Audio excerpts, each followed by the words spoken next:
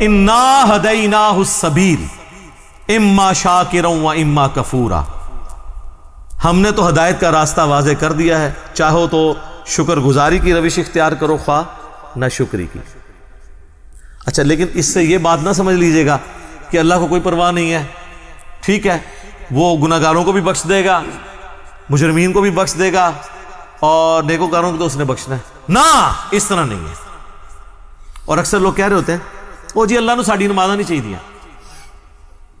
استغفر اللہ، یہ بات آپ کیوں بولتے ہیں؟ یہ آپ کس کو بول رہے ہوتے ہیں؟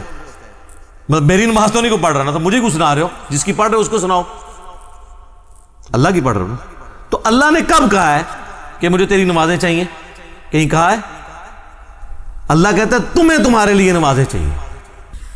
اس فلسفے کو اللہ تعالیٰ نے سورہ الزمر میں بیان کیا ہے۔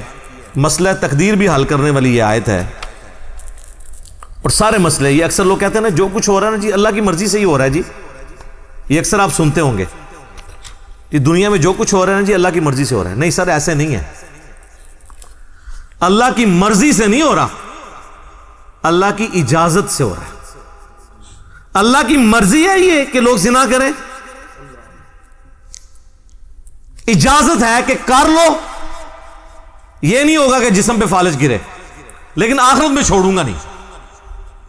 شراب پینی ہے پی لو، چمڑی اتار دوں گا آخرت میں، یہ نہیں ہوگا کہ شراب کی بوتل پکڑو تو ہاتھ پہ فالج گر پڑے، ایسے نہیں ہوگا۔ اجازت ہے، نیکی کرنی ہے کرو، برائی کرنی ہے کرو، مرضی نہیں ہے۔ مرضی یہی ہے کہ پیغمبروں کا راستہ اختیار کرو۔ یہ فلسفہ جو ہے نا سورہ زمر میں بیان ہوا ہے، آیت نمبر 7۔ سر یہ 7 نمبر آیت تو آپ سارے اپنے قریبی لوگوں کو سنائیں، اپنے آفیسز میں سنائیں، اپنے دوستوں کو، گھر والوں کو۔ ان تکفروا فإن اللہ غنی عنکم، دیکھو اگر تم اللہ کا کفر کرو گے، ناشکری کی زندگی گزارو گے، تو یاد رکھنا اللہ بے پرواہ ہے، اللہ کو کوئی فرق نہیں پڑے گا۔ لیکن اس کا یہ مطلب بھی نہیں ہے کہ اللہ کو نہیں فرق پڑا تو اللہ تعالیٰ چھوڑ دے گا، نہیں۔ وَلَا يَرْضَى لِعِبَادِهِ الْكُفْرِ، لیکن میں کبھی راضی نہیں ہوں اس بات پہ کہ کوئی میری ناشکری کرے، میری نافرمانی کرے، میرا کفر کرے۔ وَإِن تَشْكُرُوا يَرْضَهُ لَكُمْ، اور اگر تم شکر گزاری کی روش اختیار کرو گے، یعنی اللہ کے تابع فرمان رہو گے، تو یہ اللہ تعالیٰ تم سے پسند کرتا ہے۔ وَلَا تَزِرُ وَازِرَةٌ وِزْرَ أُخْرَى، کوئی جان دوسری جان کا بوجھ نہیں اٹھائے گی، ہر شخص نے اپنے اعمال کا جواب دہ خود ہونا ہے۔ ثم الى ربکم مرجعکم، اس کے بعد تمہیں لوٹ کر تمہارے رب کی طرف جانا ہے۔ فینبئکم بما کنتم تعملون، پھر وہ تمہیں خبر دے دے گا جو کچھ تم دنیا میں اعمال کیا کرتے تھے۔ انہ علیم بذات الصدور، بے شک وہ تو سینوں کے چھپے ہوئے رازوں کو بھی جاننے والا ہے۔ اللہ اکبر، یار اللہ سے کون بھاگ سکتا ہے؟ میرے بھائی، آپ اپنی داڑھیوں سے، پگڑیوں سے، نمازوں سے، تسبیحوں سے دنیا کو دھوکہ دے سکتے ہیں، قانون کو چکمہ دے سکتے ہیں، اللہ سے بھاگ کے کہاں جائیں گے؟ اللہ تو اتنا باریک بین ہے کہ جن لوگوں کی نماز، حج، زکوٰۃ بھی لکھے ہوں گے نا قیامت والے دن، فرشتوں نے نیکیوں کے ڈھیر لگائے ہوں گے، اللہ 0 سے ملٹیپلائی کر دے گا۔ اللہ سے بڑا ڈر لو سر، اللہ بڑا ڈاٹا جائے۔ ہاں اللہ والے بن جاؤ تو اللہ سے زیادہ کوئی شفیق نہیں ہے، لیکن اللہ کے نافرمان ہیں تو سر اللہ بڑا ڈاٹا جائے۔ مسلم شریف میں حدیث ہے، سب سے بڑی 3 نیکیاں کون سی ہو سکتی ہیں؟ تینوں نیکیوں کے بارے میں نبی علیہ السلام نے کہا کہ یہ کرنے والا بھی جہنم میں چلا جائے گا۔ نمبر 1 آپ نے فرمایا قیامت والے دن اللہ تعالیٰ ایک شہید کو اٹھائے گا اور پوچھے گا میں نے تجھے اتنا کچھ دیا، اچھی صحت دی، تو نے میرے لیے کیا کیا؟ وہ کہے گا یا اللہ جان سے قیمتی کون سی چیز تھی تیرے لیے دے دی؟ تو اللہ تعالیٰ فرمائے گا تو نے جان اس لیے دی کہ لوگ تجھے بہادر کہیں، تو دنیا نے تیری بڑی تعریف کی، تو دنیا سے اپنا اجر لے چکا ہے، میرے ہاں کوئی اجر نہیں، اوندھا منہ کر کے جہنم میں۔ فرشتوں نے اسے شہید لکھا ہوا ہے، اللہ نے کہا نا،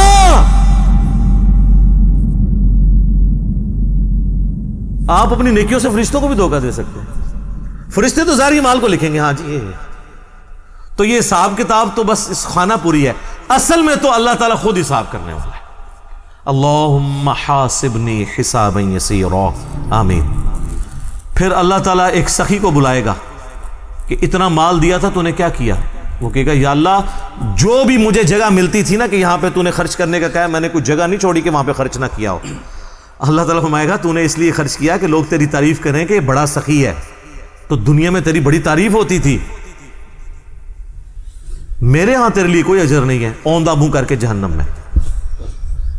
پھر قرآن کے قاری کو بلایا جائے گا، اللہ تعالیٰ کہے گا میں نے تجھے قرآن دیا تھا، تو نے میرے لیے کیا کیا؟ کہے گا یا اللہ میں نے اتنے لوگوں کو قرآن سکھایا، قرآن کی تعلیم دی۔ اللہ نے فرمایا یہ اس لیے کہ لوگ تجھے قاری کہیں، تو دنیا میں تیری بڑی تعریف ہوئی، تیرے نام سے پہلے بھی 8 دمیں ہوتی تھی، بعد میں بھی 10 دمیں لگتی تھی، کہ میں اس کی تشریح کر رہا ہوں۔ پھر لوگ کہتے ہیں نہیں دیسی تو لکھے ہی نہیں سی ہوا، دیسی اتنا کوئی نہیں لکھا ہوتا، وہ آپ کرنا ہوتا ہے بچوں، کیونکہ قرآن پرانا نہیں ہوتا۔ قرآن اگر نبی الاسلام کے زمانے میں بات ہو رہی ہے نا سورۃ الانفال میں کہ اپنے جو گھوڑے ہیں وہ جہاد کے لیے تیار رکھو، تو آج گھوڑوں کو ہم میزائل میں اور ایئر کرافٹس کی فارم میں اس کو ترجمے اور تشریح میں بیان کریں گے، ہمیں یہ کوئی گلا نہیں کرے گا یہ قرآن میں گھوڑے لکھا سی تسی یہ کیوں بیان کیتا ہے؟ تو تسی کھوتے نہ بنو، اپنی عقل بھی استعمال کرو، وہ تو ڈاکٹرن ہوتی ہے۔ اللہ تعالیٰ اس کو اوندھا منہ کر کے جہنم میں پھینکے گا۔ سر ان 3 بڑی نیکیوں سے بڑی کو نیکی کسی کو پتا تو مجھے بتا دے۔ شہادت سے بڑی کوئی نیکی نہیں ہے، سب سے قیمتی چیز اللہ کو دے دینا، جان۔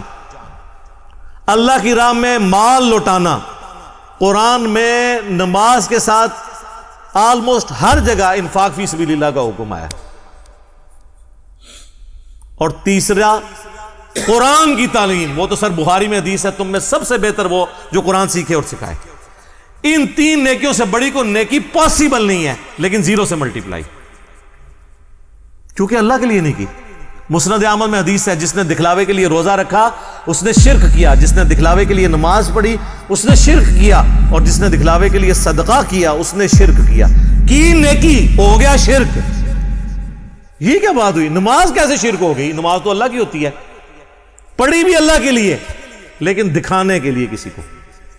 ہمارے ایک ایکس پریزیڈنٹ تھے نا، مجھے ان کی پالیسی سے تو بہت اختلاف ہے، جنرل ضیاء الحق، لیکن ایک مذہبی آدمی تھے۔ ان کی وجہ سے ہماری فوج کے اندر کافی ریفارمز آئیں، اور یہ بہت بڑا احسان ہے ان کا پاکستانی فوج کے اوپر، ورنہ ان سے پہلے کی فوج اور آج کی فوج میں بڑا فرق ہے۔ اب آپ کو مذہب کا رنگ غالب نظر آئے گا ہماری فوج کے اندر، اور جب فوج سے لوگ ریٹائر ہوتے ہیں تو میں تو سب سے زیادہ باقی اداروں کی نسبت ان لوگوں کو دیکھا ہے کہ پریکٹسنگ مسلمان ہیں، کیونکہ موت کو بڑا قریب سے دیکھ لیتے ہیں نا، تو بڑے بڑے لوگوں کی عقل ٹھکانے ہو جاتی ہے جب اپنے ساتھ آپ شہداء کی لاشیں اٹھاتے ہیں بارڈرز کے اوپر، تو بس انسان کو نظر آتی ہے یار کل تو یہ میرے ساتھ روٹی کھا رہا تھا، آج میں اس کے جسم کے لوتھڑے سمیٹ رہا ہوں، تو سب بڑے بڑے لوگوں کا قبلہ درست ہو جاتا ہے۔ تو جنرل ضیاء الحق صاحب چونکہ نمازی تھے بڑے پکے، تو ان کے ساتھ جو لوگ ہیں نا انہوں نے مجھے بتایا کہ جب وہ نماز جاتے تھے لوگ بغیر وضو بھی ساتھ پیچھے کھڑے ہو جاتے تھے، کیونکہ وہ نماز پڑھنے کا تو موڈ نہیں ہوتا تھا، اور وضو تو ایک تردد ہے نا، اور وضو کسی کا چیک تو نہیں ہو سکتا سونگ کہ اس کا وضو ہے یا نہیں ہے، تو وہ اس پر ٹوٹل پورے، جس طرح ہمارے یہاں پہ کئی پولیٹیکل لیڈرز کے لوگ جنازے پڑھنے کے لیے صحافی بھی آئے ہوتے ہیں، اگر آپ ان سے نماز انہیں نماز بھی نہیں آتی اور جنازہ پڑھنے کے لیے آئے ہوتے ہیں، ادھر سوٹیں لگا رہے ہوتے ہیں، ادھر میسیج دیکھ رہے ہوتے ہیں، ساتھ ہی جنازے کی اناؤنسمنٹ ہوئی، جنازہ پڑھا، نہ ان کو دعا آتی نہ وضو کیا ہوتا ہے، الا ماشاء اللہ، یعنی یہ نا آپ کہیں کہ میں ساروں کے لیے بات کر رہا ہوں، تو وہ ساری اس طرح کی جو نمازیں پڑھ رہے ہوتے ہیں وہ تو دکھلاوے کی ہو رہی ہوتی ہے نا، اللہ کے لیے تو ہو نہیں رہی ہوتی ہیں۔ تو استغفر اللہ الذی لا الہ الا ہو الحی القیوم واتوب الیہ من کل ذنب واتوب الیہ، آمین ثم آمین۔